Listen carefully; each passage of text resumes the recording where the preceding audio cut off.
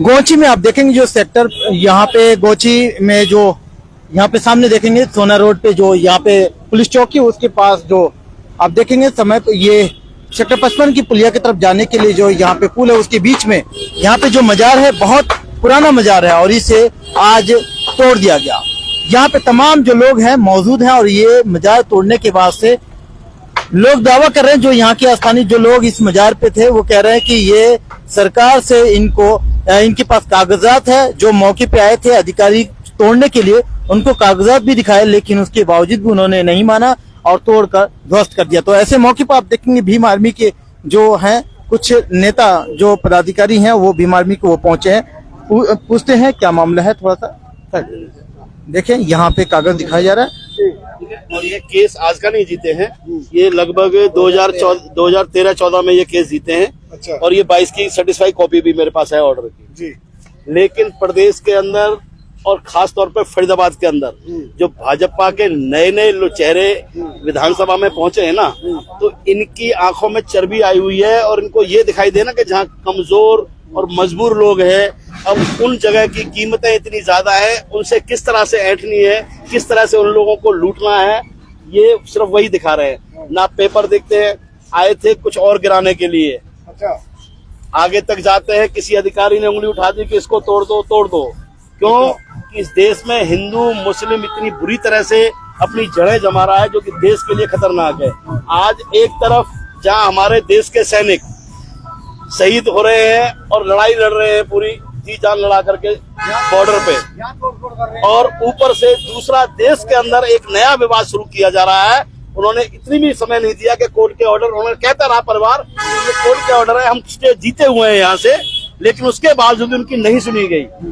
आप समझिए कि लगभग 100 साल से ज्यादा का पुराना ये मजार है।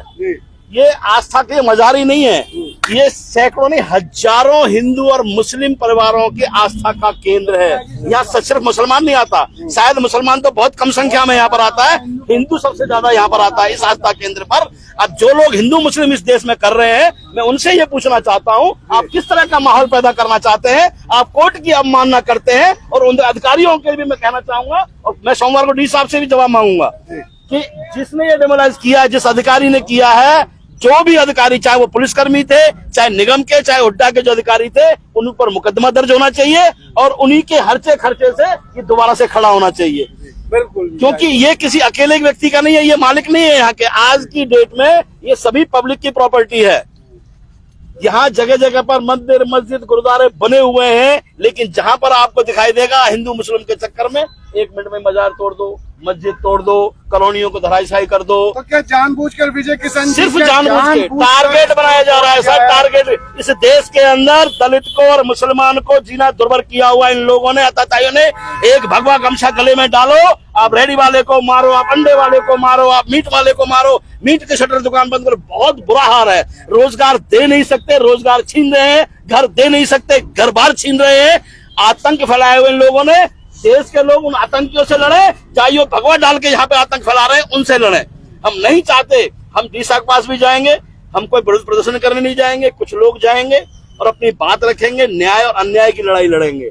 क्योंकि आज की डेट पे हम चाहे तो सड़कों पर उतर सकते हैं, लेकिन जो माहौल देश के अंदर है वहाँ हम उसे खराब करना नहीं चाहते कि लोग हम पर उंगलियां उठाएं कि एक तरफ देश आतंकवादियों से लड़ रहा है और ये लोग सड़कों पर नारेबाजियां कर रहे हैं। लेकिन ऐसे लोगों के ऊपर तो कार्रवाई करवाएंगे जिन लोगों ने कोर्ट की अवमानना की है। ऐसे लोग नौकरी करने के लायक नहीं है, वो लोग जेल की सलाखों के पीछे होने चाहिए और सलाखों के पीछे जाएंगे, क्योंकि सच्चाई की लड़ाई है। जब वो आए यहाँ पे तोड़ने के लिए, तो क्या ये डॉक्यूमेंट दिखाया नहीं गया था?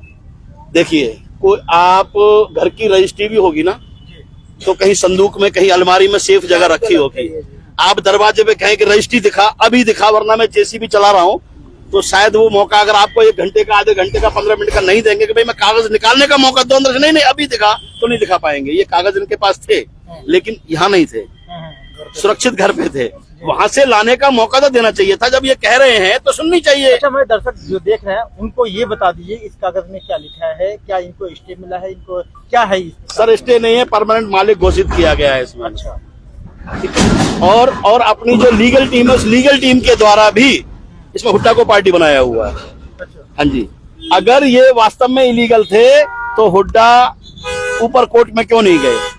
अगर ये डिस्ट्रिक्ट कोर्ट से केस जीते, जज है इसमें शायद नेहा जी है इसमें जज, जिनका जजमेंट है, ठीक है। आप ये समझिए कि इस देश में ये करना क्या चाहते हैं, इस प्रदेश में, इस जिले में ये करना क्या चाह रहे हैं।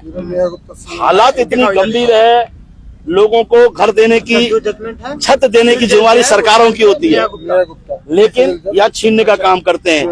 लोगों को, अपने प्रदेश के, अपने देश के लोगों को रोजगार देने की जिम्मेवारी सरकार की होती है, लेकिन ये छीनने का काम करते हैं। एक कभी पहले चलता था गोरा काला, गोरा काला, यहाँ पे जाति भेदभाव इतना गहरा हो चुका है, आज भी शहादत जा रही है लोगों की, हमारे लोगों की, और उस आतंकवादियों से लड़ने में मुस्लिम समाज चाहे दलित समाज पीछे नहीं है। ये क्योंकि जहां देश की बात आती है तो वहां कोई धर्म, कोई जाति मायने नहीं रखती है, लेकिन जो लोग अपना रोजगार कर रहे हैं, और ये सबसे बड़ी बात, आस्था का केंद्र है, ये आस्था का केंद्र है। हालत देखिए इसकी, यहाँ क्या किया हुआ है, अंदर देखिए, बहुत बुरा हाल किया हुआ है। इससे पहले भी एक बार ये किया गया था, कई साल पहले की बात है, लेकिन वो थोड़ी सी तोड़फोड़ करवाए थे और कागज उनको लाने का मौका दिया गया, और वो कागज दिखाने के बाद वो ऐसे छोड़ दिया गया। ज्यादा तोड़फोड़ नहीं कर पाए थे वो लोग। लेकिन इस बार मौका ही नहीं दिया। बताते हैं कि पुलिसकर्मी है कोई जो वहाँ ठेके के पास से, चौराहे से लेकर आता है कि नहीं पहले इसको तोड़ना है। इन लोगों ने कहा, और भी जो यहाँ समाज के लोग खड़े थे, जो राहगीर थे, जा रहे थे, आ रहे थे, कि भाई इनके पास कागज हैं, इनको परमानेंट जगह मिली, इनकी पुश्तैनी जमीन पर बना हुआ ये है धार्मिक स्थान, इसको आप मत तोड़िए, आप कागज लाने का मौका दीजिए, आप नोटिस तो दीजिए। लेकिन नहीं, गुंडागर्दी है, मनमानी हो रही है, लाठी भी मारी है। और कोई बच्चा इनका परिवार का अंदर चला गया बचाने के लिए, तो पुलिस ने लाठियों से मारते हुए उसे बाहर तक खींच के भी लेके आए हैं, बाहर भी पीटा है। तो ये आतंकवाद, ये आतताईपन, ये छोड़ना पड़ेगा। इस देश में सभी का खून बहा है इसको आजाद कराने में और इसको आगे बढ़ाने में, खास तौर से मजदूर तबके का है यहाँ, और जो गरीब तबका है ना, वही यहाँ पर आता है माथा टेकने के लिए, क्योंकि उन बड़े बड़े पैसे वाले तो सीधे नेता है, उनके लिए भगवान, मोदी जी भगवान, और जो बड़े बड़े नेता है, मुख्यमंत्री है, उनके वहां वो भगवान है। इनके भगवान तो यही है। यहीं से अगर बीमारी से इलाज छुटकारा पाना है तो यहाँ माथा टेकेंगे, रोजगार में छुटकारा, कुछ तरक्की चाहिए तो यहाँ माथा टेकेंगे। तो आप सोचिए कि आपके धार्मिक स्थान है, और कोई अगर धार्मिक स्थान है तो वो किसी की आस्था का केंद्र नहीं है। आपको, आपके ऊपर कोई बात भी बोल दो तो आपकी आस्था को ठेस पहुंच जाती है, और यहाँ पर पूरा प्रहार आप करते हैं लोगों की आस्थाओं के ऊपर, उस आर्थिक स्थान पर ऊपर। लेकिन वहां पर आपको टेंशन नहीं है, क्योंकि एक विशेष समुदाय है जो सरकार में बैठे कुछ लोगों ने टारगेट किया हुआ है, उस समुदाय के लिए। क्या कुछ कार्रवाई की मांग करते हैं सर? जिन लोगों ने ये कागज देने का मौका नहीं दिया और इसको धराशायी किया, उन लोगों के ऊपर मुकदमा दर्ज होना चाहिए, मानहानि का दावा लगना चाहिए, कोर्ट की अवमानना का केस लगेगा, जेल की सलाखों के पीछे उन्हीं के द्वारा ये दोबारा से खड़ा किया जाना चाहिए, उन्हीं के पैसे से।